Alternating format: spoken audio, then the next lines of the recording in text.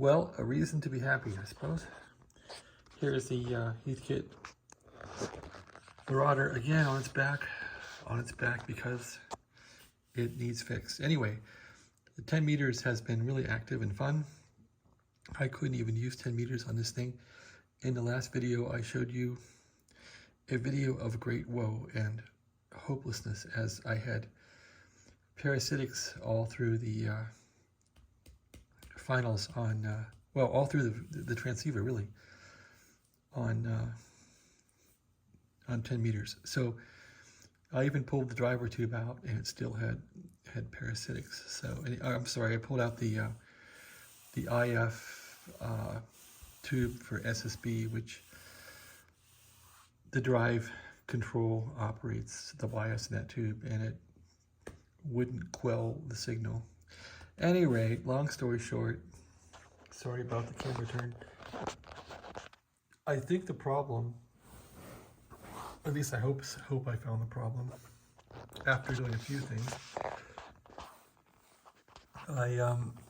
I soldered up, let me turn this thing off first of all, let's shock myself. So I did solder up this little plate on the driver, which I don't think made any difference, but I thought there's always a chance that I could have oxidation, so I soldered that. Didn't make much of a difference. I worked over the control here, which is for balancing the finals, for neutralizing, and this dot was over here pretty much, and I moved it to there. And it's still not really perfect. I want to go back and revisit that. You want to make sure that when you dip the plate current, you get a peak in power coming out. However, what made the biggest difference, and this is crazy, was, and I read a blog, somebody had a treatment of VHF oscillations, and who knows where this thing was oscillating, but it was parasitic all over the place. So all I did really was, this wire I noticed was a long wire. The guy that built this had it curved over like this. It curved out like this, and it came in like that. So I simply, just on a whim, bent the wire like that, more in toward the coil. And now I don't have any more parasitics. So this is how flaky all this stuff can be. So I was starting to look around in here for anything I can change to just change the stray capacitance a bit to make it not oscillate, and I think that did it. So anyway, the other problem I found with this thing is there's problems in the bias. The bias going to that IF tube will change. It's supposed to go from 0 to 9 volts, around 9 volts when it's completely shut off, and 0 volts when it's wide open.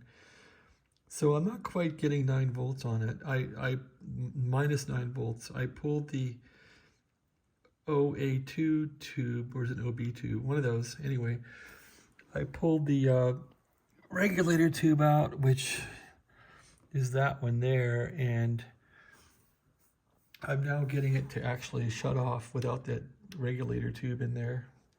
Gas tube to regulate it. So something is still off with the bias voltage. I gotta look at that. But anyway, the big good news for me is the parasitics seem to be gone.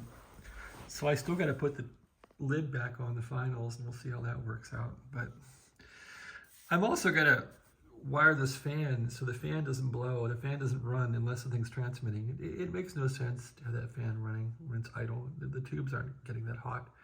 When they aren't working, just idling, they don't get that hot. So I'm going to make sure the fan only comes on when it transmits. It's irritating to have it sitting there. Okay, so turn it back on, let it warm up, and I'll show you what I'm doing here. We're on 10 meters. So yeah, so there's some hope on this thing. I was getting frustrated with it. When I get frustrated, I put these on for sale kind of cheap on eBay. It's like, get it out of my house. If I can't solve it, you don't want to spend days and days and days working on these. I mean, that's what ends up happening. And I guess once the days are spent and you get it working, you're happy.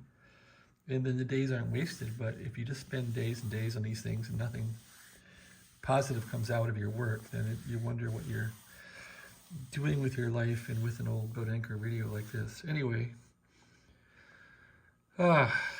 next thing is the people on AM say my AM audio quality with this microphone, and I've used 2 of them, isn't too good. So I kind of want to go through here.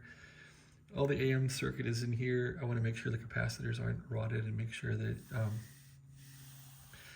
that it has good AM clean signal, at least with the audio path. But hey, we came here to look at parasitic, so here we are. I guess I can turn the radio right side up, or the camera right side up. Hold on. Okay, there it is. All right, so let's go to tune mode here, and I'm on the